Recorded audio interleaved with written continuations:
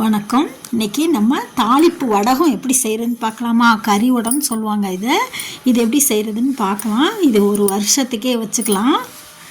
அதுக்கு நான் 1 கிலோ வெங்காயம் எடுத்திருக்கேன். சின்ன வெங்காயத்தை நல்லா உரித்து கழுவி நம்ம கொஞ்சம் தண்ணி இல்லாமல் தொடச்சி வச்சுக்கலாம். வச்சுக்கிட்டு இப்போ மிக்ஸி ஜாரில் போட்டுக்கலாம். வெங்காயத்தை கொரப்பாக அரைச்சிட்டு வந்துடணும். ரொம்பவும் நைஸாகவும் இல்லாமல் இதாக இல்லாமல் நல்லா அரைச்சிட்டு வந்துட்டேன். கொரப்பாக இந்த பதத்தில் அரைச்சி நம்ம ஒரு கிண்ணத்தில் சேர்த்துக்கலாம். வெங்காயத்தை அரைச்சிட்டு 1 கிலோ வெங்காயத்துக்கு ஒரு 150 கிராம் பூண்டு போட்டு அதையும் இந்த மாதிரி 1-2 அரைச்சிக்கிட்டு 1 ஸ்பூன் மஞ்சத்தூள், ஒரு 2 கொத்து கருவேப்பிலையை பொடிசாக அரிஞ்சு போட்டிருக்கேன். அப்படியே கிள்ளி எனக்கு 1 கிலோவுக்கு ஒரு சின்ன கப்பில் 1 கப்பு கடுகு போட்டிருக்கேன். 1 கப்பு வெந்தயம், 1/2 கப்பு சோம்பு, 1 கப்பு ஜீரகம், 1/2 கப்பு மிளகு, அதுக்கப்புறம் அதில் 1 கப்பு நான் தூள் உப்பு போட்டிருக்கேன். 1 கப்பு உளுந்தம்பருப்பு, கருப்பு உளுந்தம்பருப்பு போட்டிருக்கேன். அதே கப்பில் 1 கப்பு வெல்லெண்ணெய் சேர்த்துக்கிட்டு இப்போ அந்த கப்லேயே ஒரு 1/2 கப்புக்கு வராப்புல பெருங்காயத்தை நிறைய நான் தூள் பெருங்காயம் தான் சேர்த்துருக்கேன். கொஞ்சம் நிறையாவே சேர்த்துக்கலாம்.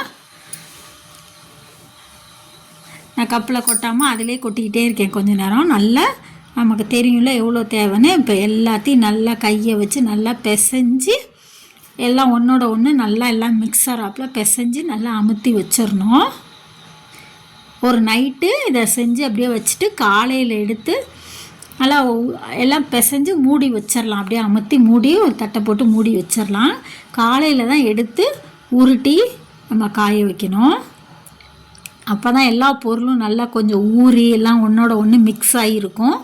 இப்போ காலையில் நான் எடுத்து அந்த 1 கிலோவும் இந்த பொருளுக்கும் எனக்கு 21 உருண்டை வந்தது. அதே விளக்கெண்ணெயை தொட்டுக்கிட்டு நம்ம எடுத்து உருட்டி வைக்கலாம். நல்லா நான் ஓரளவுக்கு கொஞ்சம் பெருசாக தான் உருட்டியிருக்கேன், கையில் பிடிக்கிற அளவுக்கு. அது பாருங்கள், சாயந்தரம் பார்த்தா எவ்வளோ காஞ்சு சுருங்கி இருக்குன்னு.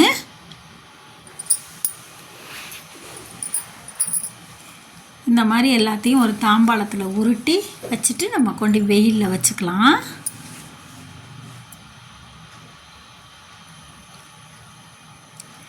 கரெக்டாக எனக்கு 21 உருண்டை வந்தது.